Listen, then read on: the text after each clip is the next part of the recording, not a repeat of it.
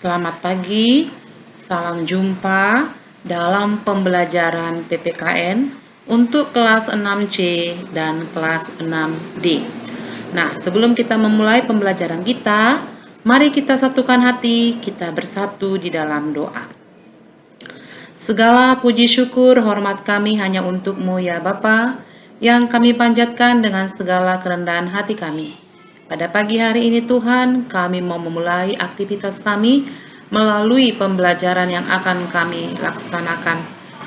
Terangilah hati dan pikiran kami, berkatilah kami Tuhan, sertailah kami di dalam pembelajaran ini, sehingga kami boleh mengerti dan memahami apa yang kami pelajari, dan kami boleh menerapkannya di dalam kehidupan kami.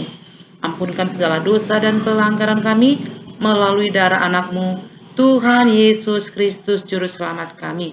Amin. Baiklah anak-anak ibu semuanya, hari ini kita akan masuk ke dalam pembelajaran kita dengan materi contoh hak dalam kehidupan sehari-hari.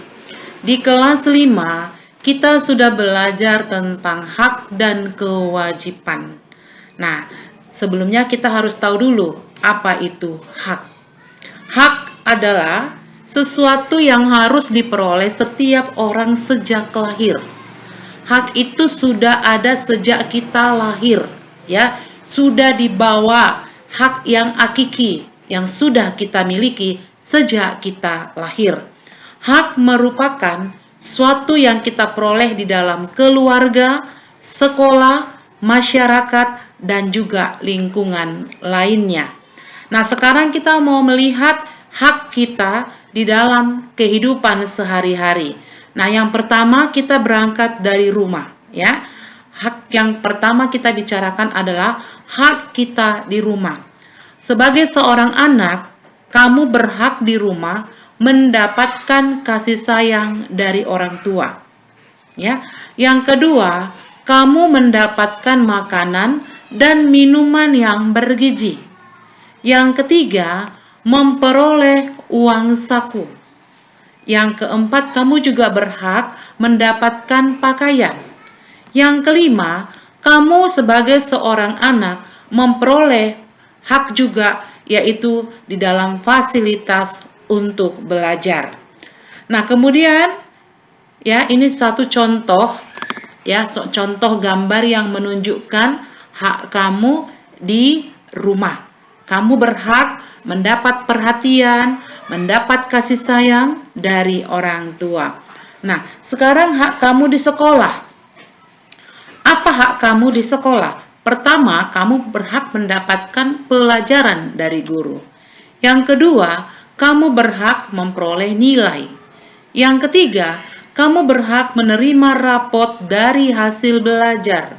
Yang keempat, kamu berhak belajar dengan nyaman di sekolah. Yang kelima, kamu berhak mendapat pelayanan bimbingan konseling.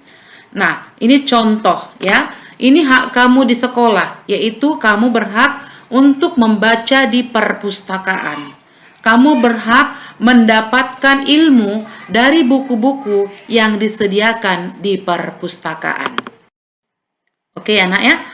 Jadi bukan hanya dalam kelas saja, kamu juga berhak di sekolah itu untuk menggunakan fasilitas yang sudah disediakan sekolah. Nah, hak di tengah masyarakat. Pertama, mendapatkan rasa aman tinggal di masyarakat. Kita merasa aman tinggal di daerah, tinggal di rumah kita. Kemudian ikut serta dalam kerja bakti. Kita juga berhak diikut sertakan. Ya, kita juga berhak diikut sertakan dalam kerja bakti yang ada di lingkungan kita.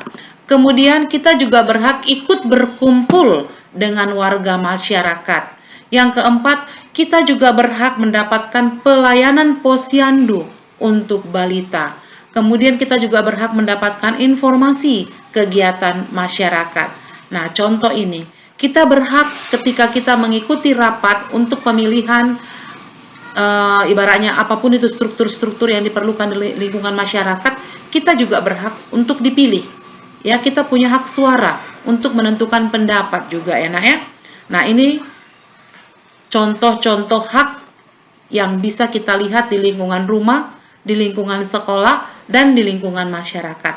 Nah, sebagai seorang anak, ya, sebagai seorang anak, ketika kita mau mendapatkan hak kita, dan ketika kita sebagai seorang siswa, ketika kita mau mendapatkan hak kita, ataupun ketika kita sebagai anggota masyarakat, ketika kita mau mendapatkan hak kita, tentu ada juga kendala-kendala yang mempengaruhinya. Nah, sekarang kita mau melihat hal-hal apa sajakah yang bisa memengaruhi hak kita. Nah, pertama di rumah, ya. Yang pertama, hal-hal yang bisa mempengaruhi hak kita. Yang pertama, orang tua tidak terlalu memperhatikan kita. Kenapa? Ya mungkin anak orang tua kita bukan hanya kita. Bisa saja anak orang tua kita itu 6. Otomatis perhatian orang tua kita itu terbagi 6. Ya kan?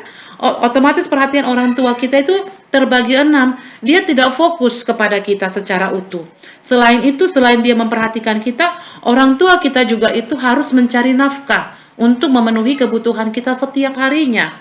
Ya, selain itu juga orang tua harus beraktivitas untuk membersihkan lingkungan rumah, untuk melakukan aktivitas-aktivitas lain, kegiatan-kegiatan lain, baik itu di rumah maupun di tengah-tengah masyarakat. Jadi kadang-kadang karena kita itu memiliki anggota keluarga yang lumayan banyak, ya otomatis fokus orang tua tidak hanya sama kita. Ya, seperti yang Ibu katakan tadi, kalau anaknya 6, otomatis perhatian orang tua terbagi 6. Ya, contoh, mendampingi kamu saat ini sedang belajar. Nah, kadang-kadang orang tua hanya punya 2 HP, mama dengan bapak ya. Sementara anak yang mau menggunakan HP ini ada 4 orang contohnya. Nah, bagaimana orang tua akan mendampingi kamu secara ibaratnya sepenuhnya dengan anak 4 yang harus belajar. Jadi kadang-kadang ya, orang tua itu tidak terlalu memperhatikan kita. Kemudian sifat emosional orang tua terhadap kita, yang mudah marah ya, kadang karena pengaruh-pengaruh keadaan, sifat emosi orang tua kita itu membuat kita kurang diperhatikan. Kemudian adanya kesulitan ekonomi keluarga. Karena adanya kesulitan ekonomi keluarga tadi, sehingga yang hak yang seharusnya kita dapatkan, kita nggak bisa peroleh. Karena orang tua lebih mengutamakan apa yang harus dia penuhi di tengah-tengah keluarga. Oke, bisa itu kan, Nak? Jadi kita itu juga sebagai seorang anak, ketika kita menuntut hak kita, kita juga harus memperhatikan kondisi dan keadaan daripada orang tua kita. Ya, jangan kita hanya menuntut hak kita. Boleh kita tuntut hak kita, tapi lihat keadaan, lihat kondisi daripada orang tua kita. Ya, jadi jangan menuntut saya harus diperhatikan. Nah, tengok kondisi orang tuanya. Apalagi ketika kita misalnya kita mau belajar ya, kita butuh diperhatikan, kita butuh diajari orang tua. Sementara orang tua baru capek sampai di rumah, baru dia melaksanakan, baru pulang kerja dia, kamu lantas tuntut, itu tidak boleh. Nah, ketika kita mau meminta hak kita kepada orang tua kita, ketika kita mau menuntut hak kita di tengah-tengah rumah, kita juga harus memperhatikan situasi dan kondisi yang ada di rumah kita. Ya. Kemudian yang kedua, di sekolah. Apa yang mempengaruhi, apa yang memengaruhi hak kita?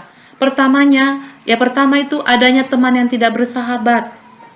Yang kemudian yang kedua, guru tidak bisa menjelaskan pelajaran dengan baik, sehingga kamu kurang berterima, sehingga ketika kamu ujian kamu tidak memiliki nilai yang baik. Ya. Kemudian adanya tunggakan pembayaran SPP. Kamu bersyukur di sekolah kita ketika ada tunggakan pembayaran SPP kamu tidak dipanggil dari ruangan ya. Sekolah kita toleransinya cukup tinggi terhadap kalian. Nah, kalau di sekolah-sekolah lain ketika tanggal 10 tidak dilaksanakan kewajibannya, tidak dilaksanakan pembayaran SPP, maka si anak itu dipanggil keluar, si anak itu tidak diizinkan untuk mengikuti pembelajaran sebelum ada penyelesaian terhadap tunggakan pembayaran SPP-nya. Yang kemudian di tengah-tengah lingkungan masyarakat ya, ancaman kekerasan yang mengancam keselamatan.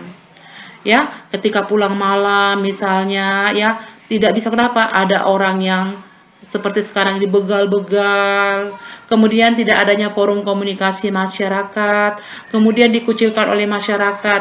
Banyak hal yang terjadi bisa kita lihat di tengah-tengah lingkungan masyarakat. Kita dikucilkan atau ada orang yang dikucilkan. Mungkin kenapa dikucilkan? Mereka menganggap tidak seagama, mungkin mereka menganggap tidak selevel, tidak sederajat, mungkin mereka menganggap dia itu menyusahkan bagi masyarakat, meresahkan masyarakat. Ya, kadang-kadang karena perbuatan-perbuatan seseorang, dia bisa dikucilkan juga di tengah-tengah masyarakat. Oke, anak ya. Nah, untuk tugas kamu perhatikan teks ini. Ya, kamu baca teks ini, baru kemudian setelah kamu baca dengan benar-benar teks ini yang terdiri dari 3 paragraf, baru kamu jawablah pertanyaan berikutnya. Nah, di sini kan ada tugas, kan perhatikan teks, kemudian jawablah pertanyaan di bawah ini. Ibu mohon tolong dikerjakan dengan baik. Mulai hari ini, ibu akan mencekking siapa yang tidak mengumpulkan tugasnya. Maka nama-nama yang tidak mengumpulkan tugas saya akan share di grup. Dan saya akan panggil kamu melalui orang tua kamu dan melalui wali kelas kamu dengan mengikutsertakan catatan kamu. Oke anak ya.